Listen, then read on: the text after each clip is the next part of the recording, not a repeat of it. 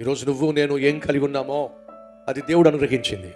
ఆ దేవుణ్ణే మనం దూరం చేసుకుంటే ఆయన అనుగ్రహించింది కూడా ఆయనతో పాటు వెళ్ళిపోతుంది. జాగ్రత్త.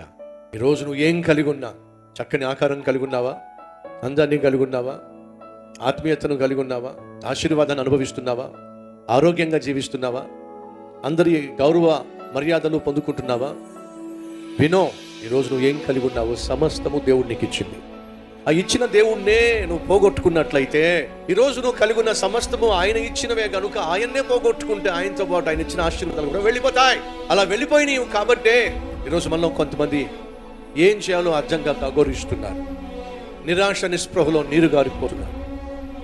ఆర్థికంగాను, ఆధ్యాత్మికంగాను, ఆరోగ్యపరంగాను వాళ్ళ జీవితంలో బలహీనమైపోతున్నారు. కారణం తెలుసా? అన్నిటికీ ఆధారమైనటువంటి దేవుణ్ణి నువ్వు దూరం చేసుకున్నావు. చివరికి దేవునితో పాటు నువ్వు కలిగి ఉన్న ప్రతి ఆశీర్వాదం కూడా ఆయనతో పాటు వెళ్ళిపోయినాయి. ఇప్పుడు నువ్వు ఆవిరైపోయావు, అన్నదగా మిగిలిపోయావు. కనీసం ఈరోజు అయినా నువ్వు దూరం చేసుకున్న దేవుణ్ణి మళ్ళా దగ్గరకు చేసుకునే ప్రక్రియలో పశ్చాత్తాపడితే ఎంత బాగుంటుంది. ఒక క్షణం చాలో ప్రభువుకు ప్రార్థన చేస్తే ప్రభు సన్నిధిని తిరిగి పొందుకోవడానికి, ప్రభు సహాయాన్ని పొందుకోవడానికి, ప్రభు యొక్క శక్తిని పొందుకోవడానికి చిన్న ప్రార్థన చేసి చూడు.